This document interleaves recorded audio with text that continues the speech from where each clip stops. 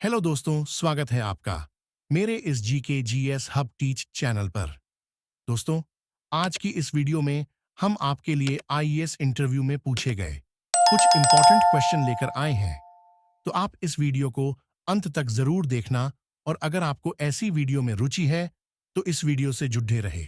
और अगर आप हमारे चैनल पर नए हैं तो प्लीज चैनल को सब्सक्राइब कर लीजिएगा, और अगर वीडियो पसंद आए तो वीडियो को लाइक करना मत भूलिएगा।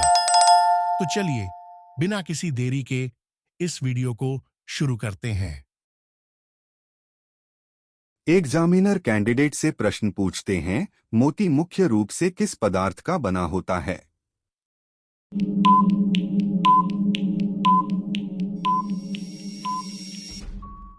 तो कैंडिडेट ने कुछ देर सोचकर उस प्रश्न का जवाब दी।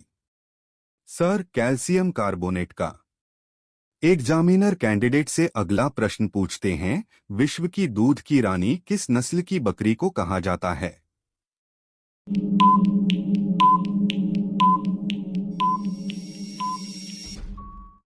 तो कैंडिडेट ने कुछ देर सोचकर उस प्रश्न का जवाब दी।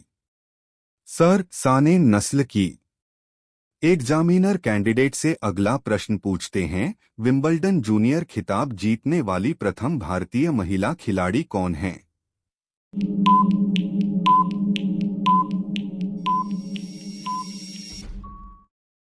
तो कैंडिडेट ने कुछ देर सोचकर उस प्रश्न का जवाब दी। Sir, Sania Mirza, grand slam 2003 में।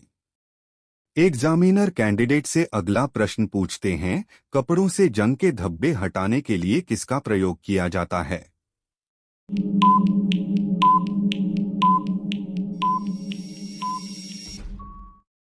तो कैंडिडेट ने कुछ देर सोचकर उस प्रश्न का जवाब दी। सर, ऑक्सैलिक अम्ल का। एग्जामिनर कैंडिडेट से अगला प्रश्न पूछते हैं, स्वतंत्र भारत का पहला बजट कब प्रस्तुत किया गया?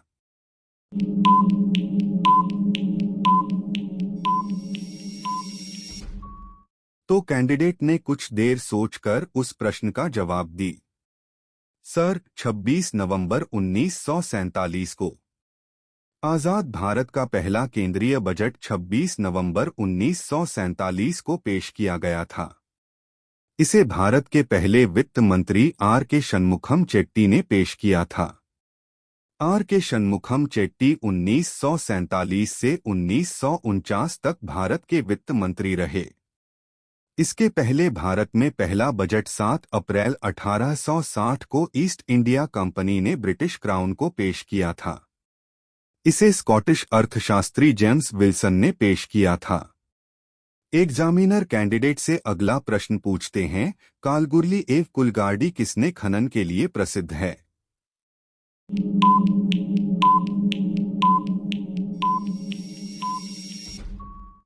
तो कैंडिडेट ने कुछ देर सोचकर उस प्रश्न का जवाब दी। सर, स्वर्ण खनन के लिए, जो ऑस्ट्रेलिया के पश्चिम भाग में स्थित है। एग्जामिनर कैंडिडेट से अगला प्रश्न पूछते हैं, क्रायोजेनिक इंजनों का अनुप्रयोग कहाँ किया जाता है?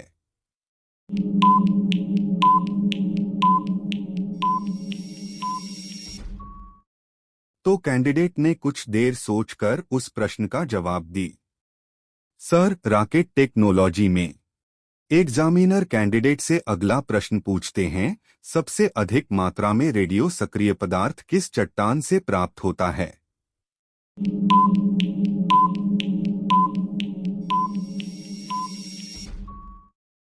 तो कैंडिडेट ने कुछ देर सोचकर उस प्रश्न का जवाब दी।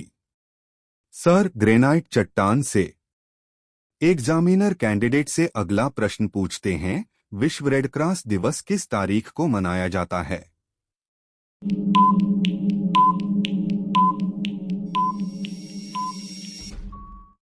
तो कैंडिडेट ने कुछ देर सोचकर उस प्रश्न का जवाब दी। सर, 8 मई को। विश्व रेड क्रॉस दिवस हर साल 8 मई को मनाया जाता है। यह दिन अंतर्राष्ट्रीय रेड क्रॉस समिति (ICRC) के संस्थापक हेनरी डुनेंट की जयंती के उपलक्ष्य में मनाया जाता है। उनका जन्म 8 मई 1828 को स्विट्जरलैंड के जिनेवा में हुआ था। पहला रेड क्रॉस दिवस 8 मई 1948 को मनाया गया था। एग्जामिनर कैंडिडेट से अगला प्रश्न पूछते हैं, भारत के किस निशानेबाज को बीजिंग ओलंपिक में स्वर्ण पदक अगस्त 2008 में प्राप्त हुआ था?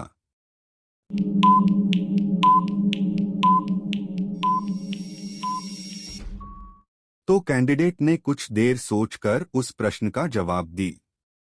Sir, Abhinav Bindra. Examiner candidate से अगला प्रश्न पूछते हैं, कटे हुए सेब का रंग कुछ देर बाद भूरा हो जाता है क्योंकि वह वायु से क्रिया करके क्या बना लेता है?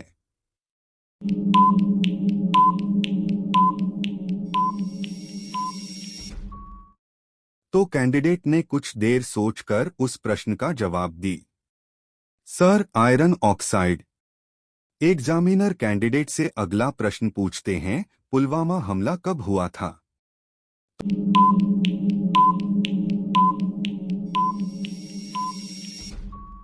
तो कैंडिडेट ने कुछ देर सोचकर उस प्रश्न का जवाब दी। सर, पुलवामा हमला 14 फरवरी 2019 को पुलवामा जिले में हुआ था।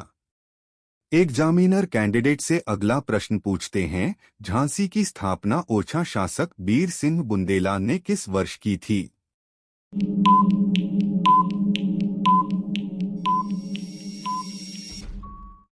तो कैंडिडेट ने कुछ देर सोचकर उस प्रश्न का जवाब दी। सर, 1613 में। एग्जामिनर कैंडिडेट से अगला प्रश्न पूछते हैं, भारत और पाकिस्तान के बीच विभाजन किस योजना के तहत हुआ?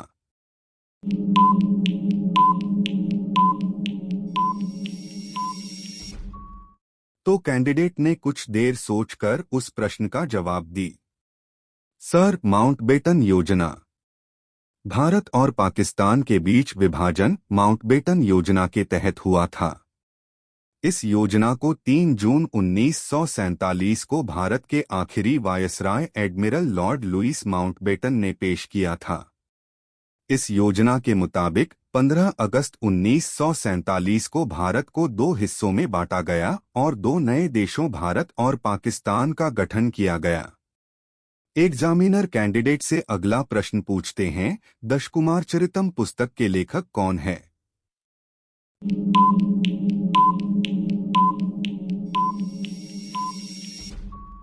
तो कैंडिडेट ने कुछ देर सोचकर उस प्रश्न का जवाब दी। सर, महाकवि दंडी। एग्जामिनर कैंडिडेट से अगला प्रश्न पूछते हैं, एलोरा की गुफाएं औरंगाबाद, महाराष्ट्र में किसने बनाया था?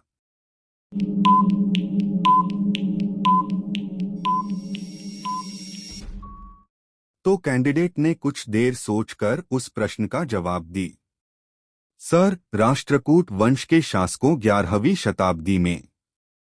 एग्जामिनर कैंडिडेट से अगला प्रश्न पूछते हैं, वंदे मातरम को राष्ट्रीय गीत के रूप में किस तिथि को स्वीकार किया गया?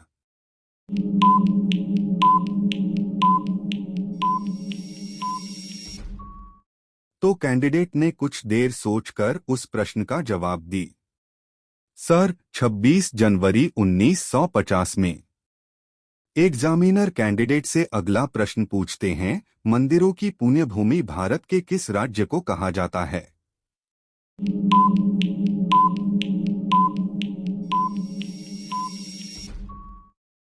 तो कैंडिडेट ने कुछ देर सोचकर उस प्रश्न का जवाब दी। सर, तमिलनाडु में। एग्जामिनर कैंडिडेट से अगला प्रश्न पूछते हैं, प्रौद्योगिकी विकास परिषद की स्थापना की कब की गई?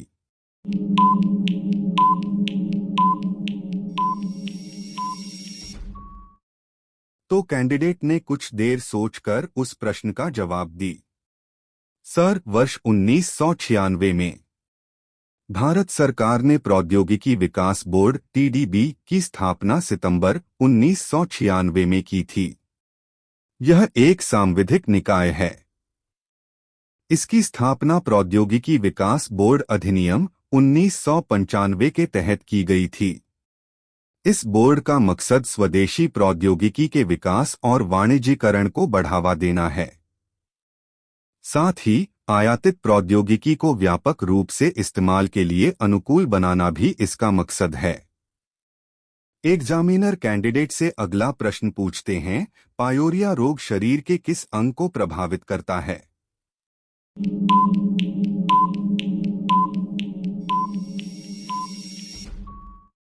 तो कैंडिडेट ने कुछ देर सोचकर उस प्रश्न का जवाब दी। सर, दांत और मसूड़े को। एग्जामिनर कैंडिडेट से अगला प्रश्न पूछते हैं, राष्ट्रीय गीत बंकिम चंद्र चटर्जी के किस उपन्यास से लिया गया है?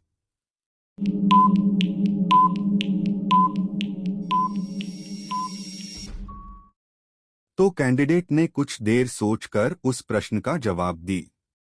सर, आनंद मठ से। एग्जामिनर कैंडिडेट से अगला प्रश्न पूछते हैं, हरियाणा का पहला महिला विश्वविद्यालय कौन सा है और कहाँ है?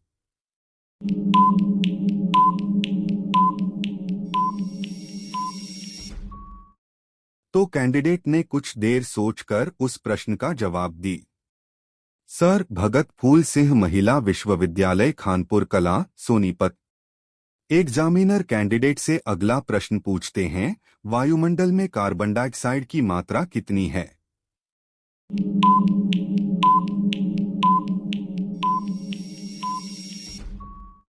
तो कैंडिडेट ने कुछ देर सोचकर उस प्रश्न का जवाब दी।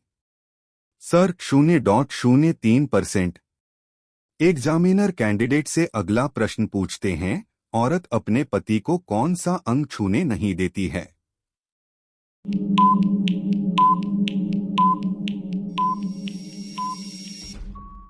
तो कैंडिडेट ने कुछ देर सोचकर उस प्रश्न का जवाब दी। सर, पैर नहीं छूने देती है। एग्जामिनर कैंडिडेट से अगला प्रश्न पूछते हैं, भरतनाट्यम नृत्य शैली मुख्यतः किस राज्य से संबंधित मानी जाती है?